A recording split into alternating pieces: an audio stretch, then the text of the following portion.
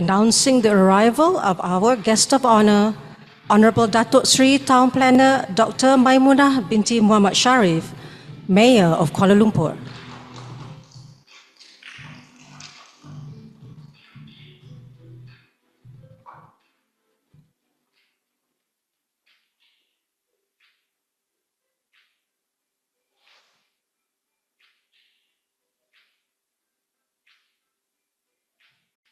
Kindly be seated.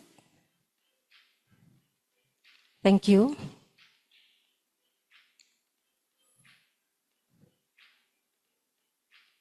Honorable Datuk Sri Town Planner Dr. Maimunah binti Muhammad Sharif, Mayor of Kuala Lumpur, His Excellency Mr. Noriyuku Shikata, Ambassador of Japan of Malaysia, Mr. Satoshi Tagiguchi, Director General of the Environment Department, Saitama City, Professor Kazuhiko Takuchi, President, Institute for Global Environment Strategies, IGES, Mr. Junichi Fujino, Program Director, Institute for Global Environmental Strategies, IGES, Mr. Hisanobu Ugawa, Executive Director, Tagasago Construction,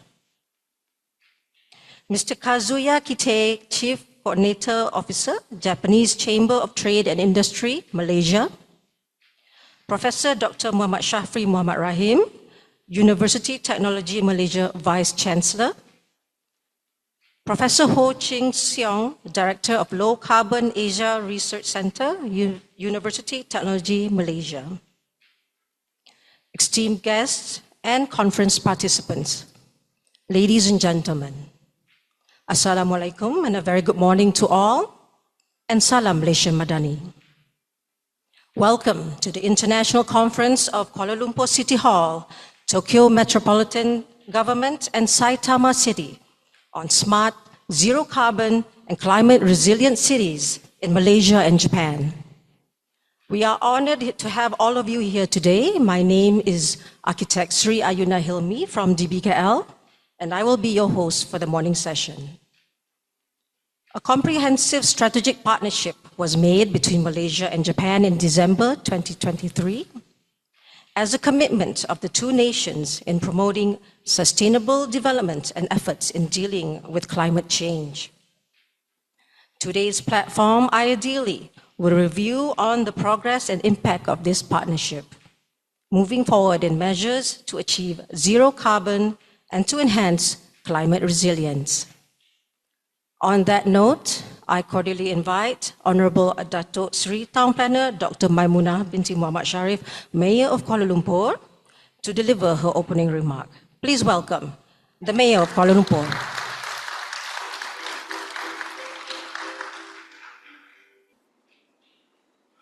Thank you so much, Madam Moderator.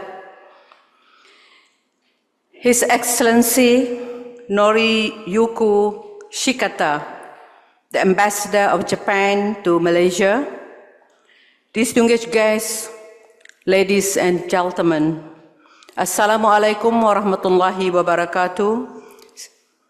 A very good morning, salam sejahtera, and salam Malaysia Madani to all of you. Thank you for inviting me to this gathering. As you know, local level action is the key to sustainable development, at some 63% of all sustainable development goals, SDG, have an urban dimension. Like other cities, Kuala Lumpur is facing challenges associated with extreme climate events. To adapt to these new challenges, we have to explore smart solutions to ensure that no one and no place is left behind. I'm very happy to recall that Malaysia is a proud signatory of the Paris Agreement. As you know, one of my 5 focus areas as a mayor is to transform Kuala Lumpur into a green and resilient city. Your Excellency, we are also in the midst of implementing the Kuala Lumpur Climate Action Plan 2050. Kuala Lumpur Low Carbon Society Blueprint 2030, and Kuala Lumpur City Hall Energy Management Plan 2050.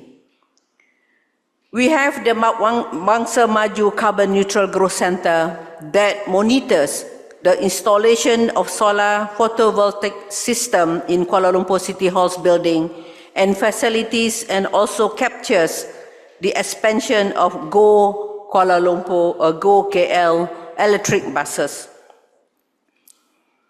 As I said in my speech at the opening of COP29 in Baku, Azerbaijan, we must encourage public, private, and people partnership to achieve a carbon neutrality by 2050.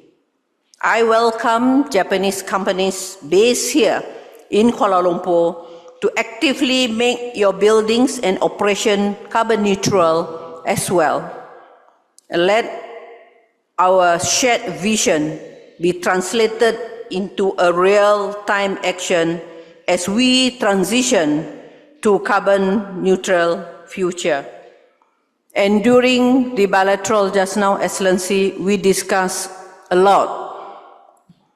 And one of that, I think that we should pursue is the collaboration between the Japanese companies, Japanese industrialists in Kuala Lumpur, in Malaysia, together with DBKL, with my people, with my community, so that, because now Malaysia is the chair of the ASEAN, and we would like to showcase that our program and our vision of smart city, smart people during the ASEAN this 1 year, because as I mentioned to you earlier, we will be hosting, Kuala Lumpur will be hosting around 128 programs in Kuala Lumpur itself during this 1 year ASEAN chairmanship. And we will have our ASEAN Mayors Forum and Governors Forum from the 10th to the 15th of August this year in Kuala Lumpur. And I would like, Excellency, that you encourage the Japanese cities, Japanese mayors, and Japanese governors to come to Kuala Lumpur, not only on the 10th to the 15th, but all the time, but especially on the 10th to the 15th, to share all your best practices, to share all your technologies and innovation, and also to share your challenges and to share your journey, that how can you achieve towards what you are already achieved now. As I mentioned to you earlier, we were at one time, we have a policy, Look East policy, during our former Prime Minister Tun Mahathir. So I think this is, and the relationship, the friendship between Kuala Lumpur, Malaysia and Japan. I think recently your Prime Minister was here. There are a lot of things that we've been discussed with our Prime Minister. So please, these are the opportunity, I think, for us to work together, and also to bring your not only the industrialists, is also in terms of the university and the academician, the thinkers, the urban thinkers, the Japanese urban thinkers, to come over to Kuala Lumpur and join us, because in this building in Kuala Lumpur, we have the Kuala Lumpur Regional Training Center. And we would like to promote the Kuala Lumpur Regional Training Center together with Japanese, and together with, I think JICA is very, very common to us, because we work together with JICA, not only in Kuala Lumpur, it's also in Penang and in Malaysia in general. So I would like to accept your offer during our discussion. Let's, our people, I think now we are also online. I think these are not only the few people in front of us, but it's also online with Saitama and also with Tokyo and Kuala Lumpur. And you can see, I'm not sure how many just now, I saw it's 150. It's already online. So I also call upon those online to come to Kuala Lumpur, visit us, and share your best practices, share your journey, share your knowledge, and so that we can have our planet a better planet, not only for us, but also for the future generations.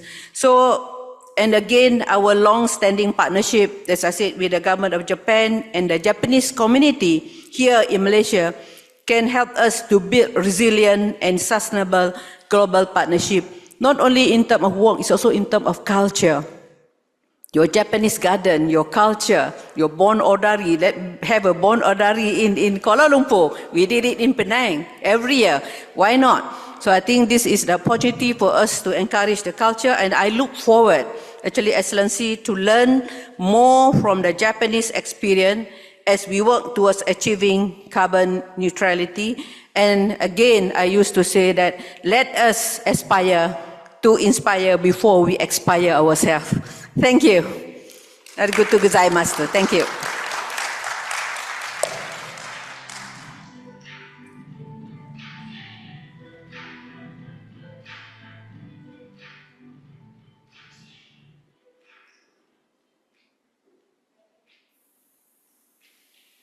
Thank you, Madam Mayor. We kindly invite our following guests to address their welcoming remarks. Please welcome His Excellency Mr. Noriyuki Shikata, Ambassador of Japan to Malaysia.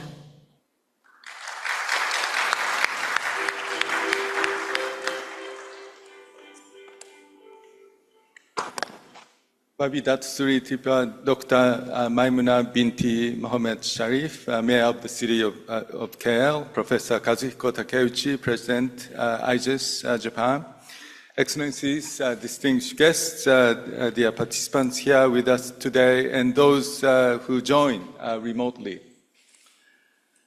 Ladies and gentlemen, it is my great pleasure to attend today's high-level talks, a review on progress made for smart, zero-carbon and climate-resilient cities in Malaysia and Japan, and to say a few words. The Tokyo Metropolitan Government and the City of KL, with the support of the Ministry of the Environment of Japan, started the city-to-city collaboration in the field of decarbonization in 2019. Focusing on the decarbonization of public buildings.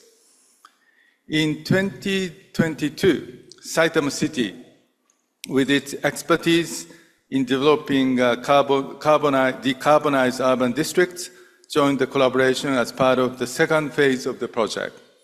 This has further strengthened support for Kuala Lumpur's efforts toward decarbonizations or green and resilient city.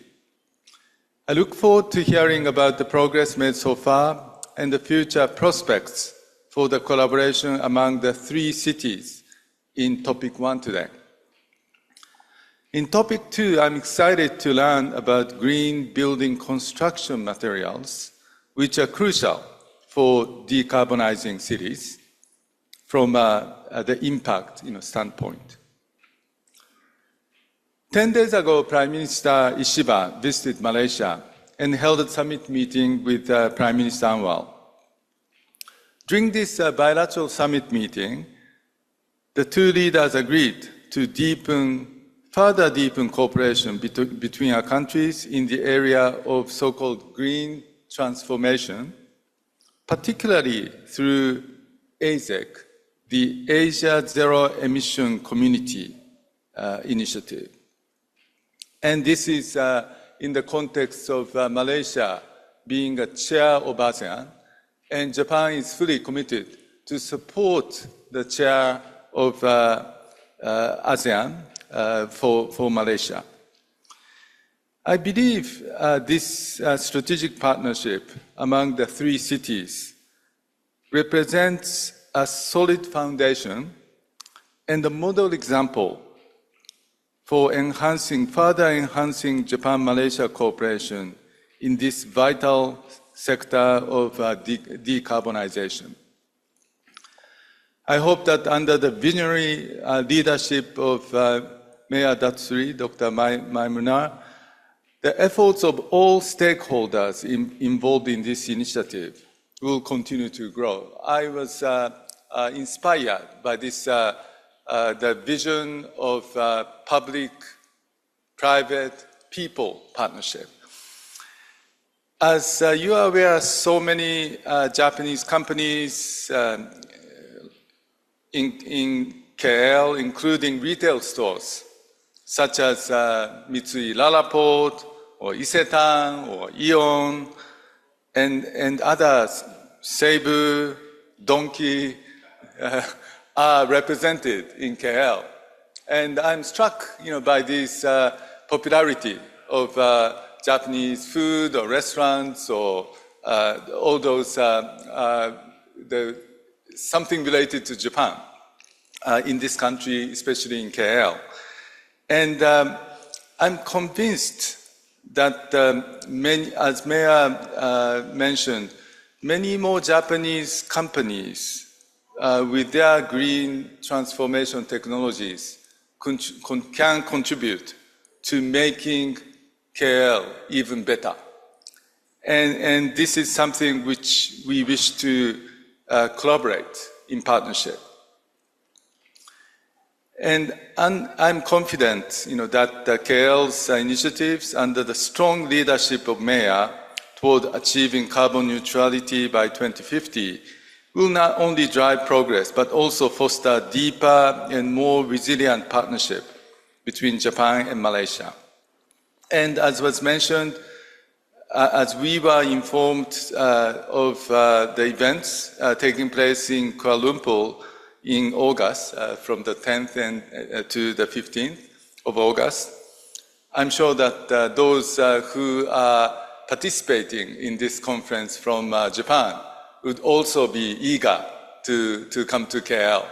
And as Mayor mentioned, there has been Look East policy. Now it's Look East policy 2.0, and this is Malaysia's policy. But my personal suggestion is we should look at each other, policy, because there are so many things that Japan can learn from the efforts conducted in Malaysia. And so I'm hopeful, that this kind of collaboration will be conducive to bringing more Japanese young people to Malaysia, and starting with Kuala Lumpur. So I'd like to conclude my remarks by wishing Kuala Lumpur City every success in achieving zero emissions with the cooperation of all the stakeholders participating in today's talks. Thank you, and terima kasih. Thank you. Thank you. Thank you, His Excellency. Introducing Ms. Yuriko Koike, Governor of Tokyo Metropolitan Government. Hello everyone, I'm Koike Yuriko, the Governor of Tokyo. I'd like to commend all parties involved in the project, including AIGES and the Ministry of the Environment of Japan for their leadership, as well as UTM for their valuable contributions. Since 2019, the City of Kuala Lumpur and the Tokyo Metropolitan Government, TMG, have built a solid and productive partnership in the field of decarbonization. Kuala Lumpur has declared its commitment to becoming a zero-carbon city by 2050 and is actively working on initiatives such as decarbonizing public facilities and establishing carbon-neutral districts. We are delighted that TMG has been able to collaborate on these efforts. Last November, I attended COP29 in Baku, Azerbaijan, as a city leader of the front lines of the climate crisis. I had the honor of speaking alongside the mayors of Kuala Lumpur and Saitama City, sharing with a global audience the vital importance of city-to-city collaboration. I'm proud that our joint project has been recognized as the best practice in international collaboration. TMG is also accelerating its actions to realize Carbon Hub, a plan to halve greenhouse gas emissions by 2030 and a zero-emission Tokyo by 2050. Let us do our best to fully bring out the potential of cities. Thank you very much. ありがとうございました。Thank you. Introducing Mr. Hayato Shimizu, Mayor of Saitama City.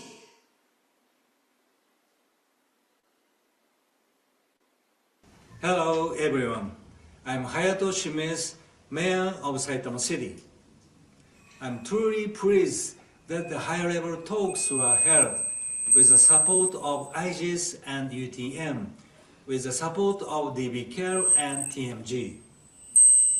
Our collaboration with Scale City began in 2022, and we received cooperation from DBKL, such as participating in the Saitama Sustainable City Summit hosted by Saitama City.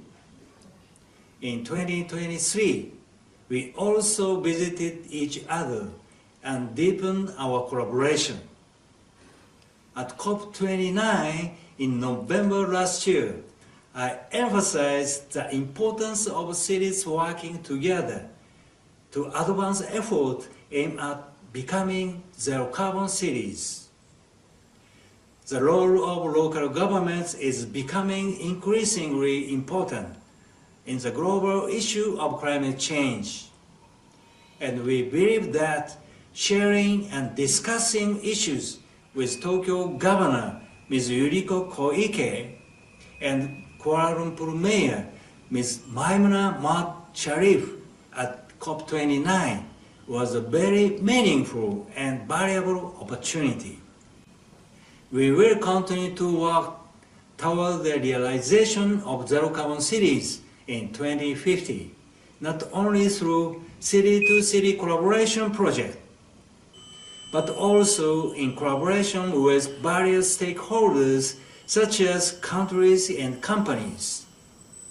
Finally, I would like to express my sincere gratitude to DBKL and all of you for your cooperation in promoting the city-to-city collaboration project.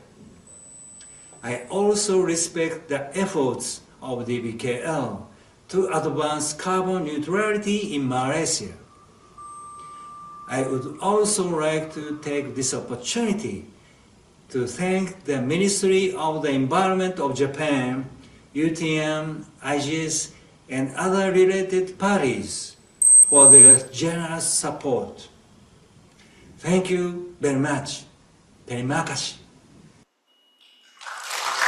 Thank you. Introducing Professor Dr. Muhammad Shafri Muhammad Rahim, UTM Vice Chancellor.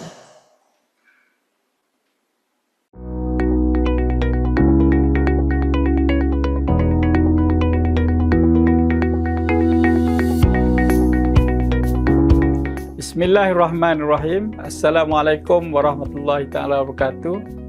And salam UTM Sanjungan Bangsa, salam Malaysia Madani. Yang berbahagia Datuk Seri Professional Town Planner Maimunah binti Muhammad Sharif, Mayor of Kuala Lumpur City Hall, Mr. Noriyuki Shikata, Ambassador of Japan to Malaysia, Ms. Yuriko Koike, Governor of Tokyo Metropolitan Government,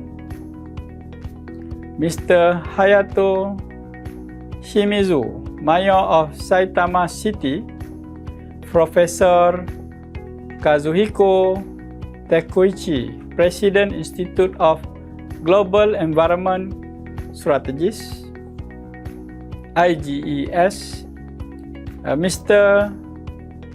Hironobu Ogawa, Executive Director, Takasago Construction, eminent speakers, distinguished delegate, ladies and gentlemen.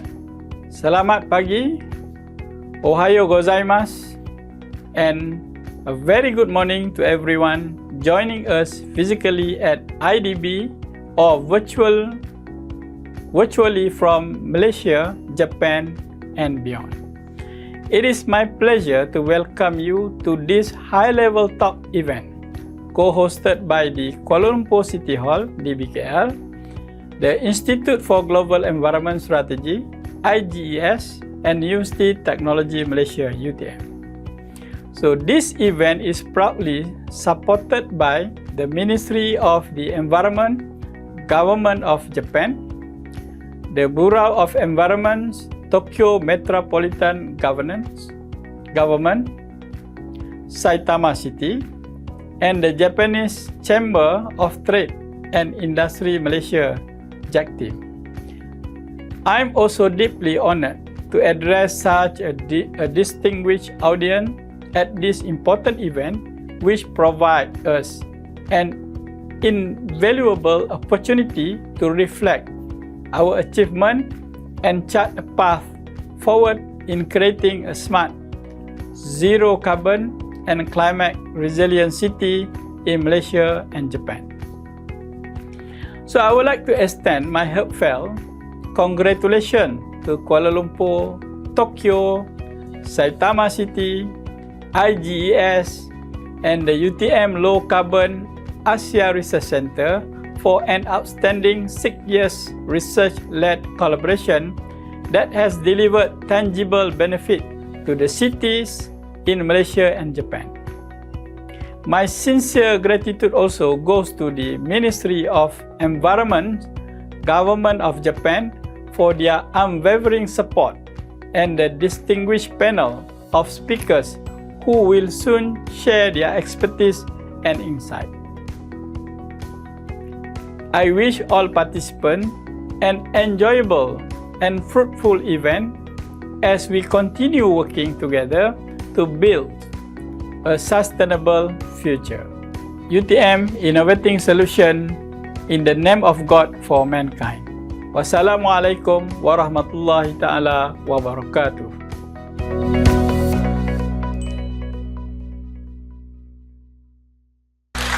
Thank you. And now we invite Professor Kazuhiko Takuchi, President, Institute for Environmental Strategies, IGES. Thank you very much for your kind introduction. My dear friends, it is a great honor for me to have this opportunity to address you today as co-organizer of this event. First of all, I would like to thank Mayor Maimuna and everyone in Kuala Lumpur City Hall for co-hosting this event. My gratitude goes to Ambassador Shikata and the Embassy of Japan in Malaysia for being with us today. This event could not be held without the dedication of our co-host, University Technology Malaysia, UTM, our partners, Tokyo Metropolitan Government, and Saitama City. The contributions of Japanese Chamber of Trade and Industry Malaysia and numerous other organizations to support this event have also been vital. I would also like to thank the Ministry of the Environment, Japan, for funding this collaboration for the past 6 years. Climate action at the subnational level is a shared priority for many countries. The Ministry of the Environment, Japan, is leading an initiative with more than 81 areas already taking actions to reduce emissions and achieve decarbonization. I see this collaboration between KL, Tokyo Metropolitan Government, and Saitama City as a world-leading case for creating a shared knowledge based on the actions at the subnational level to reduce emissions and achieve decarbonization. Please allow me to salute the 3 cities on their increased level of ambition and commitment to address the climate crisis. My own life work has been dedicated to creating social ecological systems in which each region demonstrates its strengths by utilizing its unique characteristics, thereby building a self-reliant and decentralized society where different resources are circulated within each region, leading to symbiosis between people and nature and exchange with the neighboring regions across according to the unique characteristics of each region. I feel this concept can be applied to buildings, which is a focus of the collaboration between the three cities. More use of local timber in building or housings could, for example, lead to a reduction of carbon footprint, but also conserve biodiversity of the neighboring environment, while also increasing job opportunities.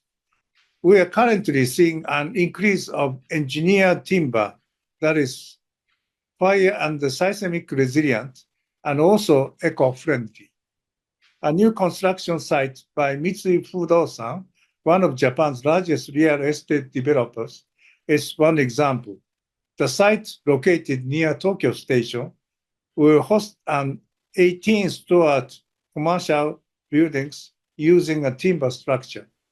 The CO2 emission is estimated to be 30% less than if a steel structure were used to become the wooden elements fix the carbon captured in their cell walls throughout the useful life of a building.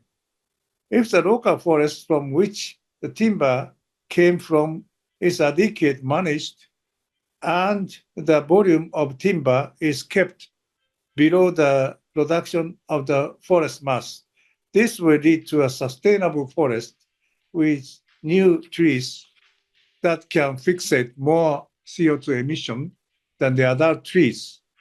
What is more, the IPCC, the leading international body for assessment of climate change, acknowledges this carbon captured and counts it as a net removal until building is demolished. Allow me to thank Takasawa Construction of Japan for exhibiting similar technology at the venue, and I hope those of you who are interested can visit them.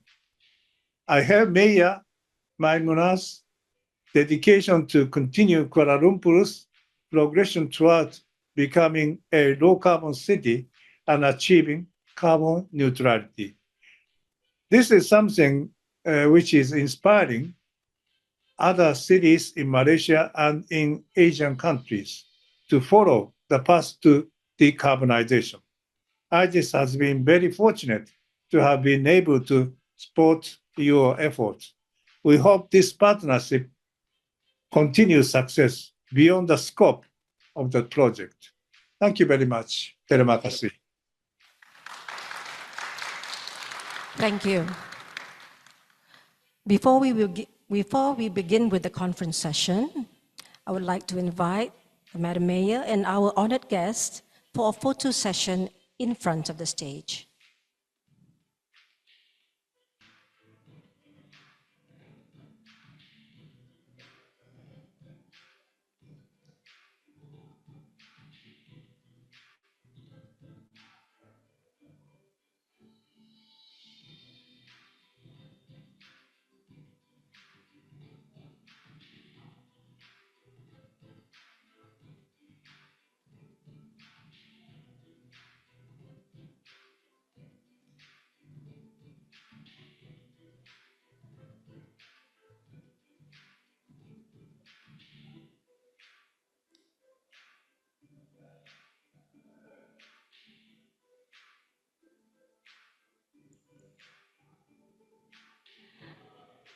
Thank you, Datuk Sri, for gracing this event.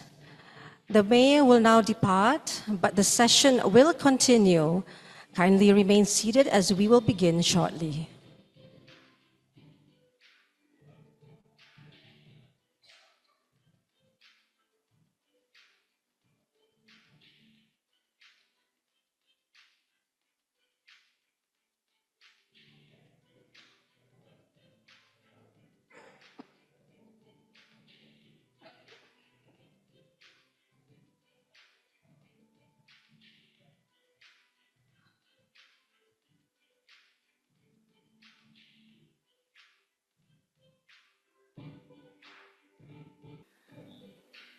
Okay, welcome back, everyone. Thank you for your patience and cooperation. Ladies and gentlemen, Allow me to invite your moderators for the conference session to the stage. Dr. Junichi Fujino, IJES, and Professor Ho Chin Seong from UTM.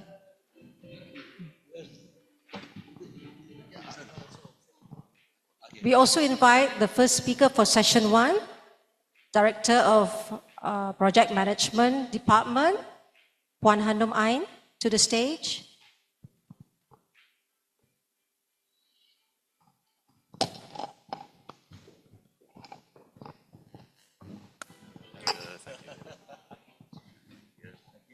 Okay, so thank you very much for joining the sessions, discussions, and then first we'd like to move the topic 1, looking back at the progress made through the partnership and the future perspective. But before that, I'd like to set the scenes, and then I would like to summarize 6 years collaboration among us. So please show my slide. Thank you so much. I'll move to the podium.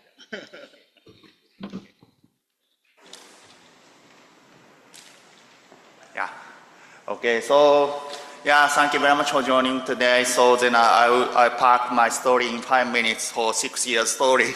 Okay, so in Baku, Dr. Seri Maimuna mentioned that we have a very great session together with the Maimuna-san and then Madam Koike, Tokyo Metropolitan Government, and then Mayor of the Saitama, Mr. Shimiz. Next slide, please. And then, yeah, we have a very good interest session. Next slide, please. And also, the Tokyo Metropolitan Government continue to organize their leadership, Time to Act, and then the CARE and also Johor join this session. Next slide, please. And then also there is a high school student communication. So Fujimigaoka High School sends 20 students to the school in the CARE. Next slide, please. So it's very important, not only the high-level communication, but also the next generation communication. Next slide. Yeah, we start this story from the 6 years back.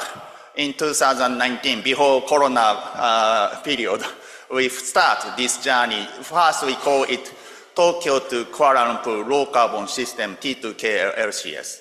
Next slide, please. And then we have a very huge the success, and then it was awarded by the Bloomberg award. Thank you very much. Next slide, please.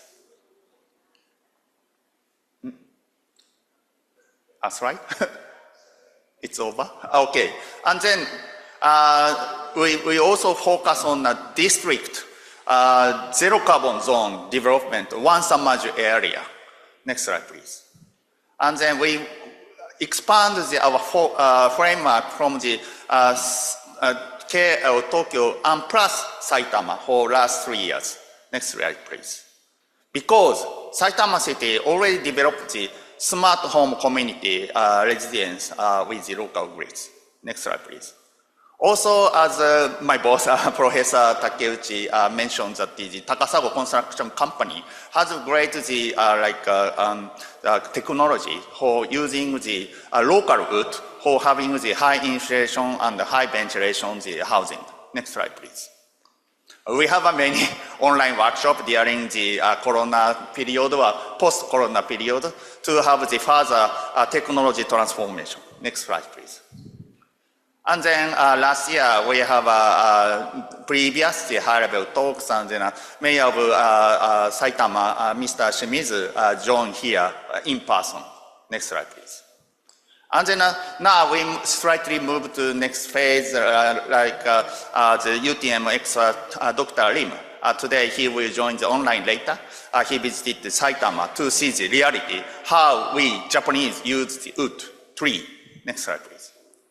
Then back to the COP29, we have another letter of intent collaboration for having the sustainable timber use. Next slide, please. And then yeah, it's a summary. So then these slides will be posted on our website, so then you can see the later. But yeah, 6 years is something wrong, but it's very short to have a very great collaboration. Next slide, please.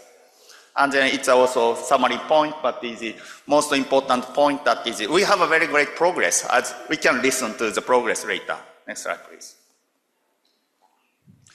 And then, yeah, the last slide, but yeah, we can continue. Today it's a 6 years summary, but next phase we can discuss. So thank you very much.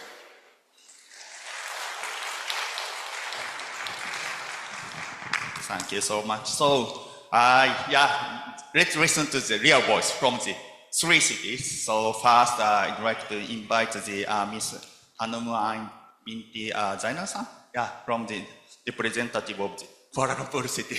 So you can share how Kuala Lumpur City has a great progress during 6 years.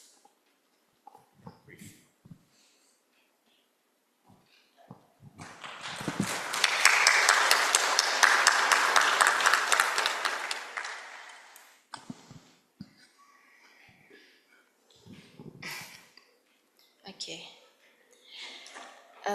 Thank you, Fujino-san, for the kind introduction. His Excellency Noriyuki Shikata, Ambassador of Japan to Malaysia, distinguished guests, ladies and gentlemen, Assalamualaikum warahmatullahi ta'ala wabarakatuh, and a very good morning to everyone present here, as well as those joining us virtually. First, I would like to extend my heartfelt gratitude to the delegations from Tokyo and Saitama City for their unwavering support, commitment to this partnership. Your dedication exemplifies the spirit of collaboration that is so vital in addressing global challenges such as climate change.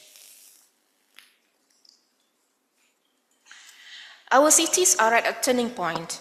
The built environment is a major driver of climate change, and the decisions we make today on urban planning, building architecture, transportation, and energy use will shape the well-being of future generations. Through this partnership, KL, Tokyo, and Saitama City have worked together over the past 3 to 6 years to address these challenges, and today's session is an opportunity for us to evaluate our progress and chart a bold path forward.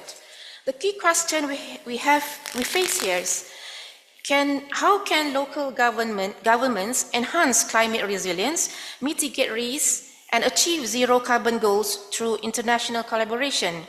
So the answer lies in combining global insights with local innovations. Planning and creating an implementation schedule were the main goals of this partnership when it started in 2019. Data collection for KL City Hall, Tower 1's energy efficiency and renewable energy initiatives marked the collaboration's first success in 2021. With the launching of the Wangsa Maju 2050 Carbon Neutral Growth Center in 2022, the partnership was fully committed to continue. The partnership grew in 2023 with research on the Sustainable School Program, Smart Home, microgrids, and other topics. The SDG this vision of sustainability is embodied in 2 key initiatives. Number 1, the SDG Center KL, which aligns KL's actions with the United Nations Sustainable Development Goals, fostering collaboration and tracking sustainable progress. Number 2, the ESG Center of KL, which integrates environmental, social, and governance principles into urban development. Ladies and gentlemen, the SDG Center KL plays a vital role in monitoring KL's progress toward key goals, including the Climate Action Plan 2050 and the Energy Management Plan 2050. The center fosters collaboration by bringing together government, businesses, academia, and communities to tackle challenges such as mobility, energy efficiency, and disaster resilience, which develops into integrated solutions that align with the SDGs and our climate ambitions. The SDG further strengthens this vision by recognizing outstanding contributions to sustainability. As of December 2024, 21 SDG signboards have been installed on KL City Hall owned buildings. The ESG Center KL was established to drive Kuala Lumpur's transition toward sustainable development by embedding ESG principles into governance and planning. As a comprehensive knowledge hub, it provides tools and resources to help stakeholders, from policymakers to businesses, adopt practices that align with global climate goals. Let us now look back on some of the significant progress we have achieved together through this partnership. Through this collaboration, KL has developed and implemented the Low Carbon Building Checklist. It's a tool that helps principal submitting persons calculate the potential carbon emissions and promote sustainable construction practices. This innovative checklist requires 30% of rooftop areas in new developments to incorporate renewable energy solutions, ensuring greener construction standards. KL has made significant strides in renewable energy adoption, increasing solar photovoltaic installations by 25% across both public and private buildings.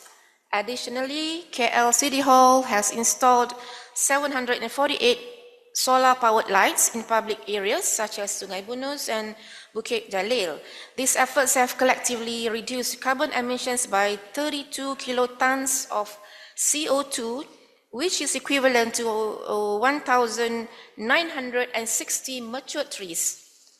The deployment of 86 electric buses in KL has reduced CO2 emissions by 117 tons in 2024, a 59% decrease compared to diesel buses. Additionally, the electrification of train and MRT systems has cut 385,000 tons of CO2 since 2022. The electric train transportation system alone reduced 47,000 tons of CO2 in 2022, equivalent to the absorption capacity of 2,869 trees, while the two MRT lines prevented 337,000 tons of CO2 annually by replacing private vehicles. Building on the recognition from the C40 Cities and Bloomberg Philanthropies Award 2022, KL was honored to be shortlisted for the UN Habitat Scroll of Honor in 2023, reflecting our commitment to urban climate resilience. At COP28, our collaborative efforts with Tokyo and Saitama City were showcased as model projects, emphasizing innovations such as district cooling district system and microgrid technologies. At COP29, KL reaffirmed its dedication to achieving net zero status by 2050 and reducing greenhouse gas emissions by 70% by 2030. Okay, looking forward, KL is committed to becoming carbon neutral by 2050. By 2030, the city aims for 70% of new developments to meet near zero emission standards with energy efficiency, renewable energy, and sustainable construction materials at the core. Well, it's quite ambitious, but we do believe that we can do it. From 2010 until 2022, KL has planted a total of 170,000 mature trees, and it can absorb carbon in the city as much as 2.8 million tons of CO2. To further enhance resilience, KL plans to plant 200,000 additional trees by 2025, absorbing another 4,000 kilotons of CO2 annually. The Sustainable School Program is a powerful initiative that fosters cross-cultural collaboration and advances sustainability education. Recently, 20 students from Tokyo and Kuala Lumpur participated, representing SK Bukit Damansara and SK St. Mary, where they explored energy efficiency measures to promote energy savings and support low-carbon initiatives in their schools. At SMK Bandar Tasik Selatan, the program expanded further with 30 representatives from Fujimigaoka High School, joining discussions on Malaysian culture and sustainability projects. So these sessions actually equip the students with the tools to become our future champions of sustainability. KL remains firmly aligned with the Paris Agreement and the UN Sustainable Development Goals, ensuring the city continues to lead as a global model for sustainable urban development. Collaboration remains essential, okay? And KL will continue leveraging platforms with C40 Network, UN Habitat, CityNet, and partnerships with Tokyo and Saitama City to assess innovative solutions, technical expertise, and funding for climate initiatives. Ladies and gentlemen, the KL Zero Waste Roadmap 2050 aims to tackle the city's 745,000 tons of annual waste. By 2025, initiatives such as recycling kiosks and eco-recycling parks will lay the foundation for broader actions, targeting another 30% food waste diversion, 60% construction waste recycling, and the elimination of single-use plastic by 2040. Ladies and gentlemen, the partnership between KL, Tokyo, and Saitama City represents a vital step forward in the global fight against climate change. By uniting our strengths and expertise, this collaboration demonstrates how international cooperation can drive impactful progress toward low carbon and zero carbon cities. As we move forward, the exchange of knowledge, technology, and best practices will be essential to achieving our shared goals. So let us continue to work together, innovate, and lead the way toward a greener, more resilient future for generations to come. Thank you. Arigatou gozaimasu, and terima kasih. Yeah, thank you very much, Hanun-san, for summarizing the 6 years great progress, and please come back to the, your seat. Okay, then next I also would like to invite it's a three sisters, so then next from Saitama City, Mr. Satoshi Takiguchi, Director General of the Environment Department from the Saitama City. So yeah, so please welcome Takiguchi-san, so over to you.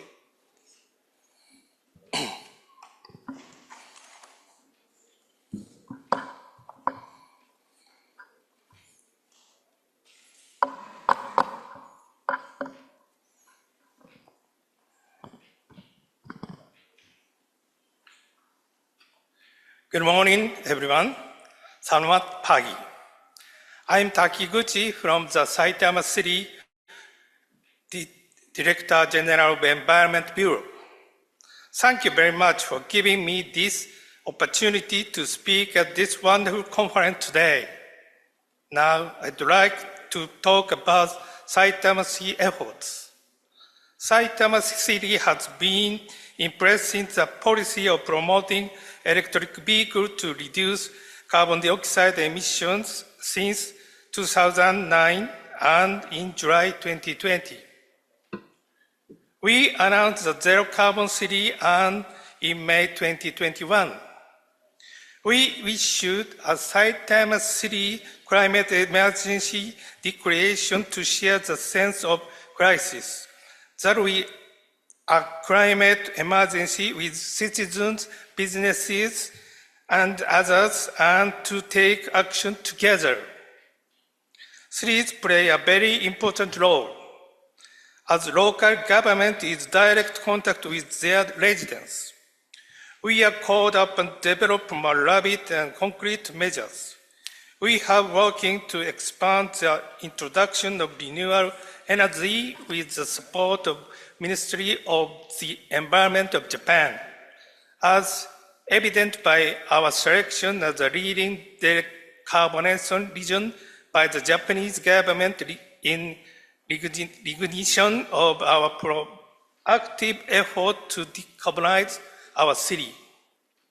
The city is expected to become a model of other municipalities to flow by taking initiative toward carbon neutral while improving the quality of life of the residents. In this way, Saitama City, as one of the cities that emits 70% of the world's greenhouse gases, we have been working to build a sustainable urban future. Although our cities may differ in size, location, and history, we share a common goal to create a sustainable city for future generations. That is to leave a sustainable global environment for them. Now is the time to address climate change. While each city must work individually, I believe that collaboration and cooperation among cities yield even greater results. Based on this belief, we have organized the Saitama Sustainable City Summit in 2022 with the participation of 15 cities from 9 foreign countries, including Kuala Lumpur City, and have participated in the city-to-city collaboration project since the same year, exchanging various knowledge and learning from each other to realize a carbon-neutral society with Kuala Lumpur City together with Tokyo Metropolitan government. We have deepened our collaboration by sharing efforts in decarbonized areas where local grids have been built and policies from promoting the use of electric vehicles, as well as by having the mayor of Saitama and KL visit each other 2023. At COP29, which we participated in based on this effort, Saitama City hosted the conference and led the activities of Urban 7 and coalition of G7 cities, and also took the stage of the Japan Pavilion. With the governor of Tokyo and mayor of KL to appeal for the need to work toward a decarbonized society through city-to-city collaboration. In addition, at COP29, we signed LOIs with IGES, UTM, and Takasago Construction, Johor Sustainable Center, to consider the use of timber, a sustainable building material, and the environmental advantage of highly airtight and highly insulated buildings. In the future, we would like to commute the activities to contribute to carbon neutrality in Malaysia and other countries through buildings. Finally, we would like to once again express our gratitude to DBKL, Tokyo Metropolitan Government, and the Ministry of the Environment of Japan for their tremendous cooperation during the 3 years of implementing the city-to-city collaboration project with KL City. I would also like to thank IGES, UTM, and Takasago Construction for their support. And I wish all of you participating today every success. We are glad to be connected with DBKL. Thank you very much. Terima kasih.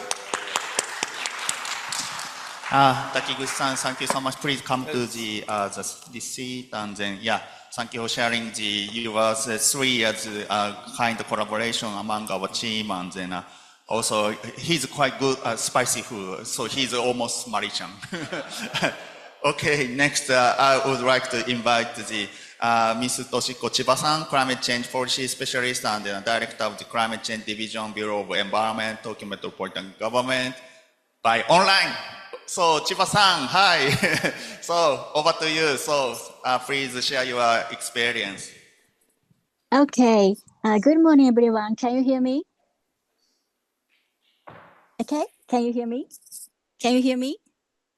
Yes, I can hear you very well. Thank you very much for the warm introduction. I'm Toshiko Chiba from the Tokyo Metropolitan Government. Firstly, I apologize that I'm unable to participate on online today due to circumstances and had to participate online. As a global megalopolis, Tokyo has declared that Tokyo will seek to contribute to the world 1.5-degree goal and realize a zero-emission Tokyo by around 2050. Since buildings account for over 70% of CO2 emissions in Tokyo, we place particular emphasis on building measures.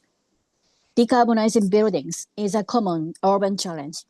Regarding our city-to-city collaboration, since 2019, we have inspired each other to share our experiences and high aspirations. I'd like to add one more thing that we have focused on equal relationships and deep trust. Today, I've broken down my presentation into 3 parts. First, I take a brief look back at our journey so far. Then I'll cover Tokyo's next flagship initiatives. And finally, I'll talk about expectations for our collaboration with KL and Saitama City.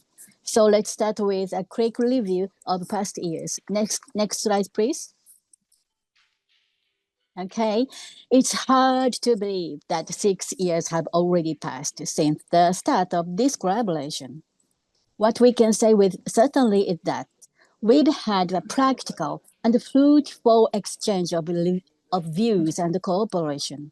This is because we can emphasize with each other on the challenges we face when trying to introduce new policies as city governments and officials, I believe. As I always say on every occasion, every time I was touched by the passion of the people of KL to decarbonize their city, I've been encouraged to do more ourselves. Next slide, please. One of Tokyo representative policy program on buildings is a CO2 reduction obligation program for large-sized existing buildings under a Tokyo ordinance since 2010. We call it the Tokyo Cap and Trade Program. Facilities under this program are required to reduce their CO2 emissions mandatorily within each 5-year compliance period. After implementation, you can see a dramatic result. Covered facilities are now achieving 32% reduction levels from base year emissions. Next, please. The facilities have plans to conduct several measures, from operational measures to the installation of highly energy efficient equipment in order to reduce their emissions. The top 3 measures are all installation actions, such as OP, heat source equipment, and LED lights. Even now, 14 years after implementation of this program, we can see their ongoing equipment renovation plans. At the beginning of city-to-city collaboration, we shared with KL our experiences and the lessons learned from the policy-making process. Next, please. In the wake of climate and energy crisis, Tokyo aims to update our social infrastructure to become a decarbonized city. In 2020, we've set the carbon half target, which means that by 2030, Tokyo aims to reduce greenhouse gas emissions by 50% from 2000 levels. Taking advantage of Tokyo's strength, a city where buildings accumulate, we plan to reinforce the measure on building and district in terms of improving energy efficiency, generating renewable power, storing and using such a power. As the international business location, expanding zero-emission building is essential for Tokyo to attract investments and businesses. For this reason, we have amended our city law to strengthen our building policy. In the Tokyo Cap and Trade Program I mentioned earlier, we are going to set a new reduction obligation level to 50% reduction. Next, please. Among other things, renewable energy is the key to achieving a decarbonized city. To maximize the potential of all rooftops in Tokyo, next April, we are launching a new system mandating the installation of solar panels on new houses and buildings supplied by major housing construction companies. Next, please. So we've started new actions, but our final goal is to achieve zero emissions by 2050. We are going to take further steps toward 2030 and beyond. From there, I'll move on to the next point. Next slide, please. Next generation solar cells, a technology originating in Japan, are extremely thin, lightweight, and bendable. They can be installed on the walls of high-rise buildings, car roofs, and other non-flat surfaces. You will find them installed around the venues of 2025 World Athletic Championships. Next, please. Moreover, we aim to install gigawatt-class floating offshore wind farms in the Izu Island. The location south of the city center in the Pacific Ocean is blessed with favorable wind conditions. In this way, Tokyo will become a power-generating future city capable of producing electricity in every area. Next, please. Furthermore, Tokyo is committed to realize net zero emission not just in Tokyo, but around the world. To apply the excellent decarbonization technologies of Tokyo-based company overseas, particularly in the Global South, the Tokyo Metropolitan government and the private sector will implement new initiatives totaling 20 billion yen, 130 million US dollars, and we also strive for global decarbonization. Next, please. Then we are currently pushing the Tokyo Resilience Project to protect lives and property of the people from increasingly severe and frequent storms and flood disasters. To cope with increasing rainfall from climate change, we are pushing the construction of vast regulating reservoirs under roads and parks to store part of the flood waters and prevent rivers from overflowing. We are working to build underground rivers that connect the regulating reservoir to Tokyo Bay. For storm surge measures, we are progressively raising seawalls and introducing green infrastructure to prevent urban flooding. That's everything of our next flagship initiatives, and that brings me to the final point. Next slide, please. Again, it's time to act on the integrated promotion of decarbonization and energy security. As I said many times before, we are on the same journey. I believe that we can continue to inspire each other to further improve our respective city initiatives.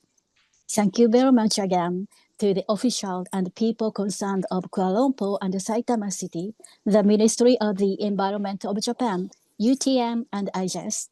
I'm looking forward to our next journey. Terima kasih.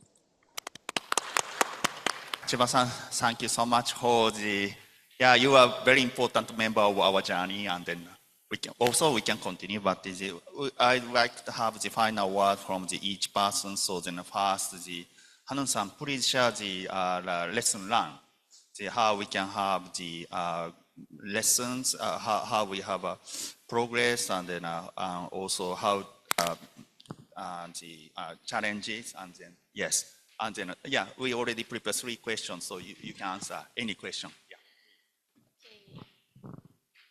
Thank you.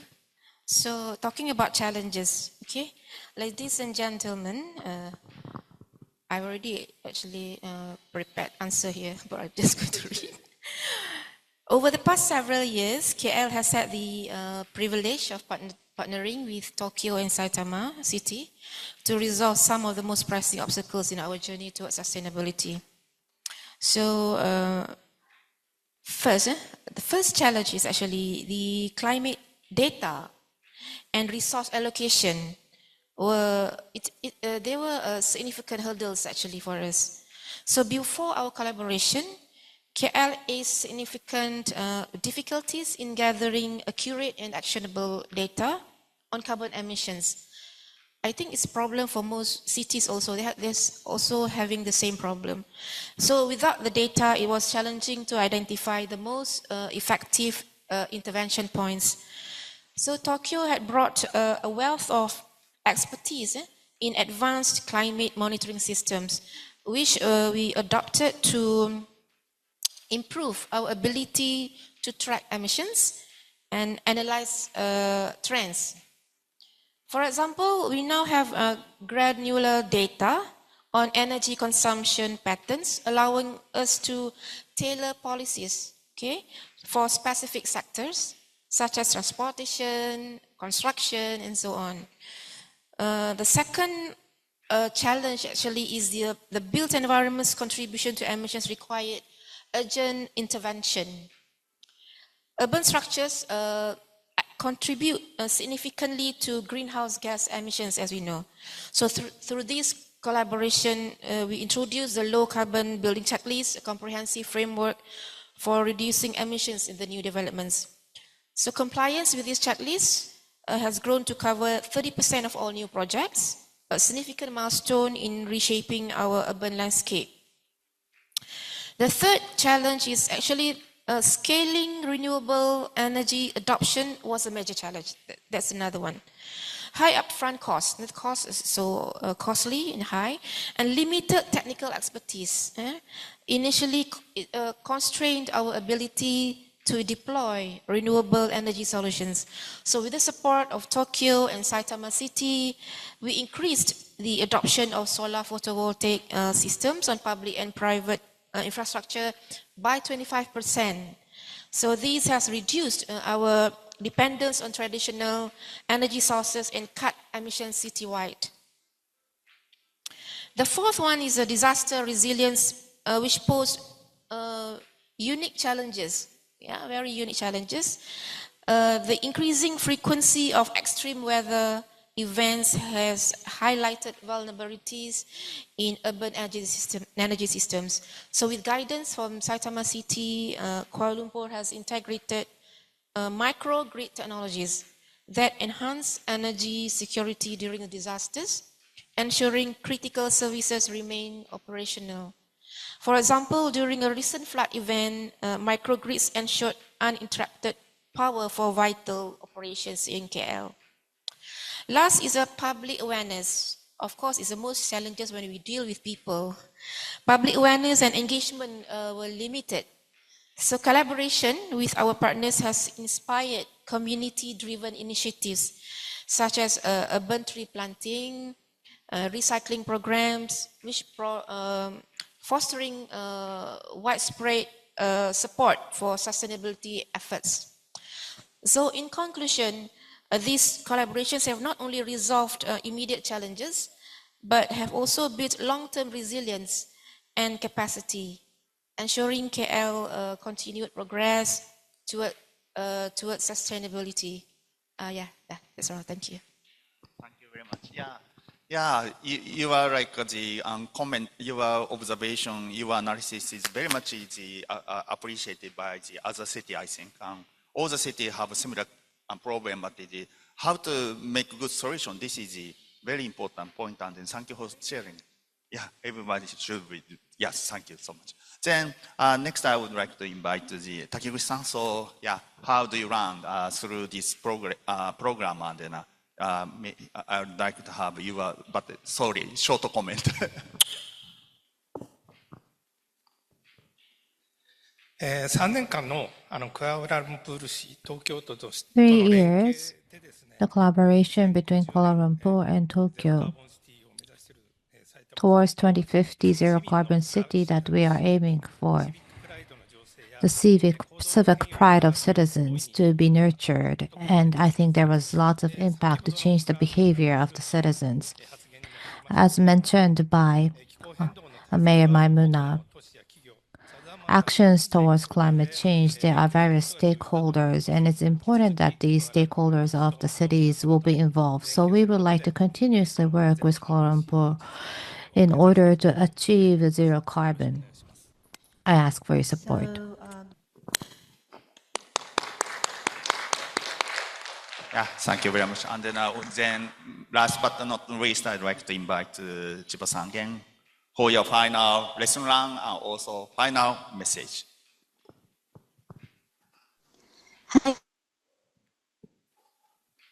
日本語です。クアラルンプールの皆様と埼玉市の皆様と Please allow me to talk in Japanese. We have been stimulating with each other and learning each other in terms of how to implement our policies.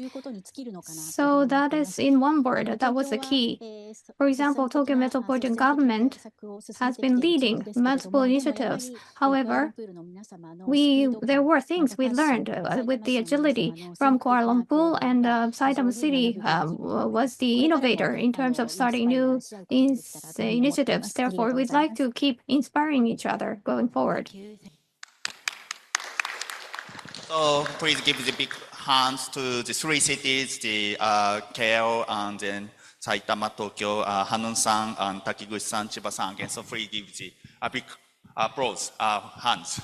Thank you very much for a great journey and a great partnership, great collaboration. Thank you so much. So please go back. So next session, I'd like to pass my ball to Ho-sensei. Yeah. Thank you, Fujino-san. After hearing the so-called topic 1 on the progress made to the partnership and future perspective from Tokyo, KL, and Saitama, I'll move to the second topic. That is on material and resource for green building in Malaysia. So before I invite the speaker, we know that actually all the while we have been focusing very much more on operational carbon. But there's one more carbon, there's embodied carbon, which are equally important, which if we need to decarbonize. So the building of the infrastructure sector represents a significant portion of the global GHG emission. And out of this sector, a large proportion come from embodied carbon associated with construction material. And of course, construction material include concrete, glass, and steel. So traditionally, this construction material produce significant embodied carbon due to the energy-intensive processes used to extract, process, transport between supply chain location, and manufacture those products. So with that, this topic 2, we aim to identify what are the initiatives that could be effective in Malaysia for switching from conventional construction material to a low embodied carbon material. With that, I would like to invite our next speaker. Here we are online. Our next speaker is Associate Professor Dr. Architect Lim Yek Hua. And he is currently the head of Department of Architecture, Faculty of Built Environment from UTM Skudai campus, and one of my good colleagues. So without much ado, I would like to invite Dr. Lim to present his paper. Thank you. Dr. Lim, please. Yeah, thank you very much, Professor Ho. Can you hear me? Yes. Yes, no problem. Perfect. Okay, that's good. Very good morning to all of you, to all the distinguished guests, our moderator, also all the participants. I'm Lim from the Department of Architecture, UTM. I'm so glad to be invited to give a talk on these materials and resources for green buildings in Malaysia. As mentioned by Professor Ho just now, the few talks were about the city level, but now I'm going to zoom into the building level, looking at the building sector. Because we know building industry actually generates as much as 30% construction waste and is expected to reach about 2.2 billion tons of waste annually worldwide. So this is a very large amount of waste that has been generated in our building industry and contribute to 39% about of the CO2 emission globally. And in Malaysia, we know that we are a developing country. So we estimate the construction industry is continue to expand by about 10% per annum. So our construction industry actually strongly correlated with our economic growth. So somehow we expect that we need to continue to build more buildings, more development, while in the same time we want to achieve low carbon emission and to achieve this zero carbon emission in the future. So this is a challenge for us because we cannot say that we want to stop any construction of new buildings because we still have a population growth, we still need to have a development. So we need to look into the life cycle of the buildings. we can see that construction itself will contribute about 10 to 15% of the carbon emission in the building life cycle, which is the embodied energy or embodied carbon. While operational and maintenance is contributing 75 to 80%, while demolition is 10 to 20%. So when we look into reducing the carbon footprint of the buildings, we cannot only look into operation, we also need to look into the material selections, how to select the low carbon construction methods so that we can reduce the embodied carbon emission during the building life cycle. As we know, worldwide, we have many green building assessment tools. In US, we have LEED. In UK, we have BREEAM. In Japan, we have CASPI. In Malaysia, we have GBI, we have Greenery or MyCRES, and so on. So from there, we look into some comparisons, be it in Malaysia, Singapore, Green Mark, or UK, US. Most of the criteria have emphasis on the material and resources, or some are called environmental protection material and resources. So from here, we can see that material and resources is one of the very important criteria to achieve green building or low carbon building. As we take an example of GBI in Malaysia, in the material and resources, we can see that there's a MR1 on the material reuse and selection, MR2 on the recycled content materials. For example, if the material itself contains 10% of the recycled content, you will get 1 point. If more than 30%, you will get 2 points. And the use of regional materials in MR3, sustainable timber is also one of the important criteria, and waste management, as well as some green products, as shown in my slide. When we talk about sustainable low carbon materials, that means we need to look for what are the alternative materials. We know in the production of especially the steel and the RC is consuming high embodied carbon. So as in the industrial or as in the building industry, we should look into what are the more environmental friendly materials that can reduce carbon emissions. For example, the use of recycled materials or recycled contents. Even we have green concrete, where we have a recycled content in the cements, or other natural materials that are low carbon or even carbon negative.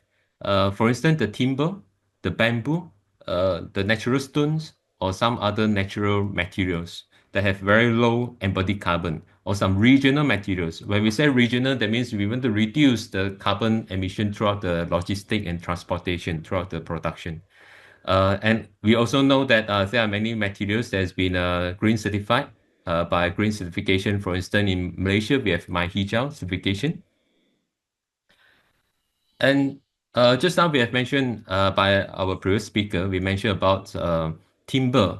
It could be a sustainable source of materials in the building industry. Why we say so? Because we know timber is actually renewable. Okay. Of course, we get the timber from the sustainable sources. Then we can replant the forest again for timber to grow back. And apart from that, timber is having low carbon footprints, okay, because timber itself can store carbons until it's burned or deteriorates.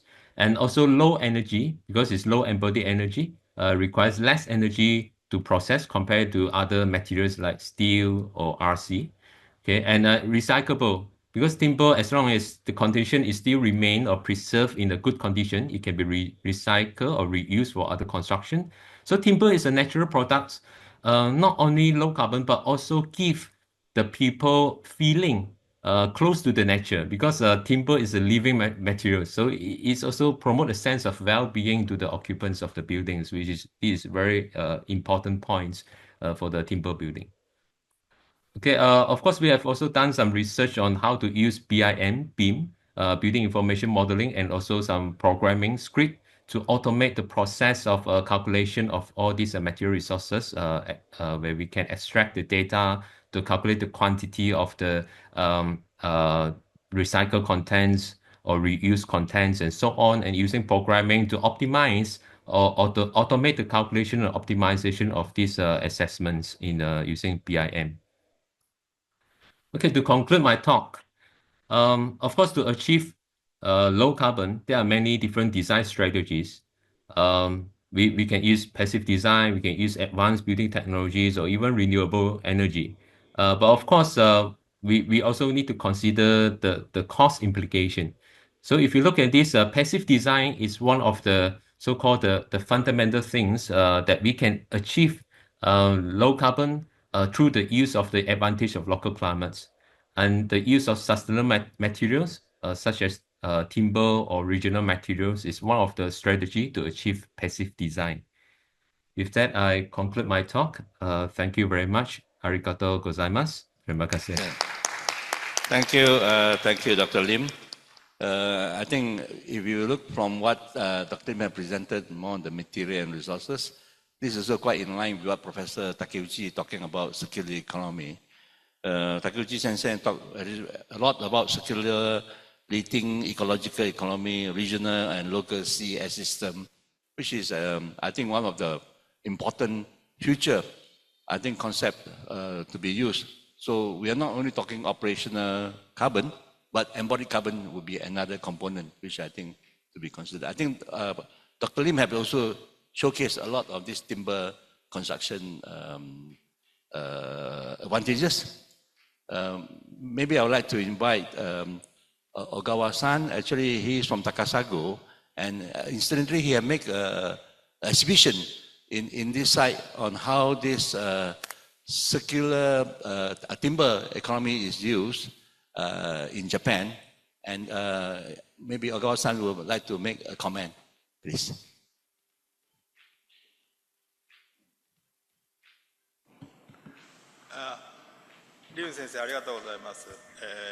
Thank you very much, Dr. Lim.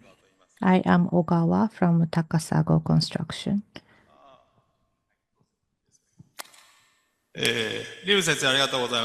Thank you very much, Professor Lim. Sorry, the microphone.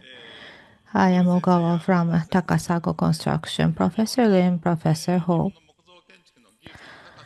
The technology level of Japanese timber industry, you were able to see in your own eyes, and I hope that we will be able to realize this using Malaysian timber, so I would like to continuously work with you.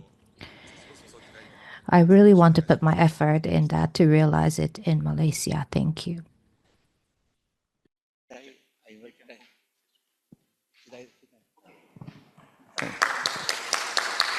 Thank you very much. I would like to end this topic too. Thank you, Dr. Lim, for the so informative presentation, and Mr. Ogawa for the comment and the contributing knowledge to this timber construction. And I would like to invite comments from the stakeholders. Kazuya Kitae, the Chief Coordination Officer of Japanese Chamber of Trade and Industry, on this overall workshop. Thank you.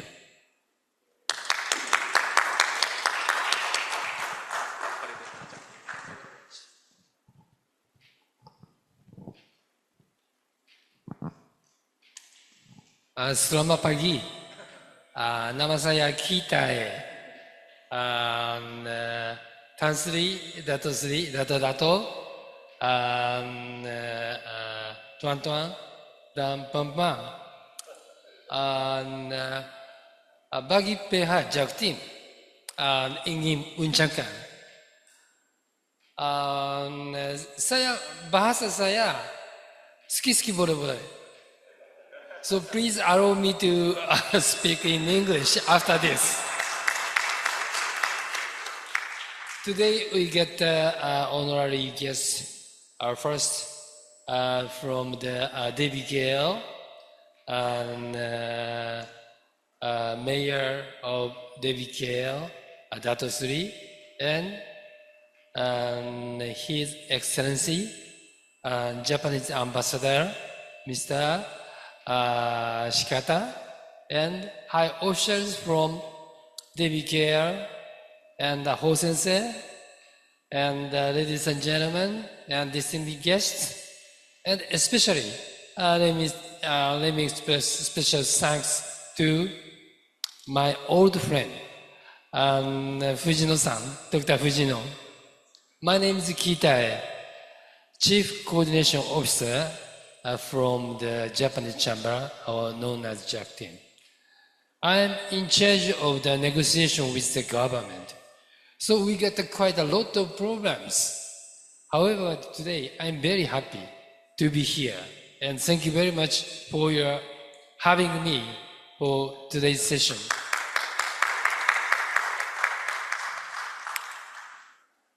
We Japanese Chamber, JAC team, established in 1983. So that we already, doing the business activities more than 40 years. That is one of the oldest, foreign-based chambers. And our current, number of the member is already 629. And remarkably, more than 50% is manufacturing sectors.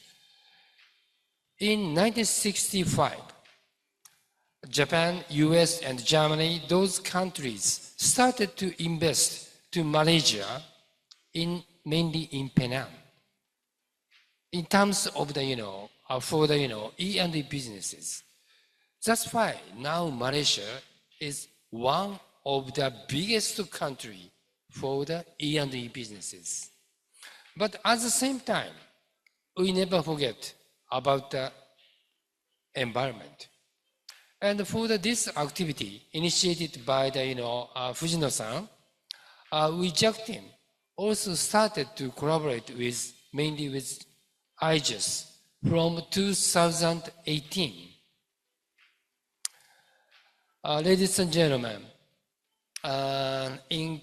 if my memory is correct, in COP26 and 27, Malaysia government declared on CN, carbon neutral, by 2050. It's just the same as Japan. And also, it's in its midway, 2030, 45%. So the challenge is very high. It's very challenging. However, now already started, that this kind of, intercity, collaboration started from, as I said, the 2019, and this is very, very effective. And I think this, the collaboration between each cities, it is very, very effective. However, I think the talking session is, now it's already enough. So that, we already did quite a lot. Now we already, cater G2G, talking. Now next time is actual B2B, session. So now already, Takasago-san already here. And now Japan side is ready. And how about, Malaysia side? Yes, Malaysia side. Ho-sensei and UTM. And also, as I said, in JAC team, we have 629. And among them, more than 10 leading Japanese engineering company, big names, they are waiting to collaborate with you. So, ladies and gentlemen, so I would like to say, for the next session, we really would like to have the actual start for the actual result. Thank you very much.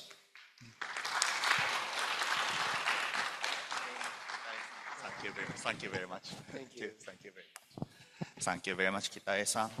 Yeah. Yes, next B2B. So, final words from us. Okay. We already behind the schedule, so I have very specific final words. I'd like to say thank you for all the persons who related to this project, especially the DBK Cyber. I cannot choose one. I should say all the names, so unfortunately I can't say all the names. So I only say two names from the supporting team. The Chao-san from UTM, also Nakano-san from IGES. Yeah, they are behind the scene sometime, but they are real engine to make this 6 years activity very, very attractive and then real happening. So please give a big hand to Chao-san and Nakano-san. Yes, thank you very much. Yeah, I think the people who related to this project, everybody knows how they work so hard. So we can continue. Thank you so much. Terimakashi. So, Ho-sensei. Yeah, thank you so much, Fujino-san.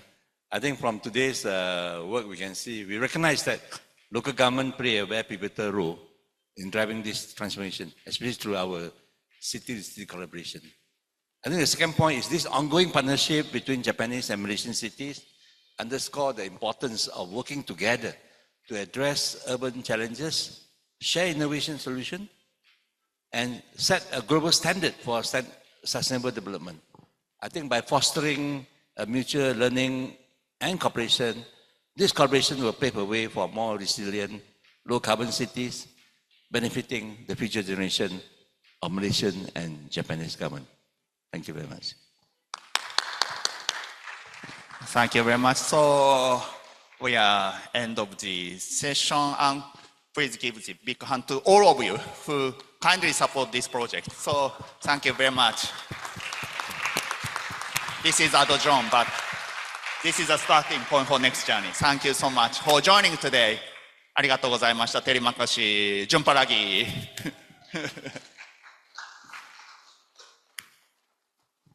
Thank you very much to our fellow moderators.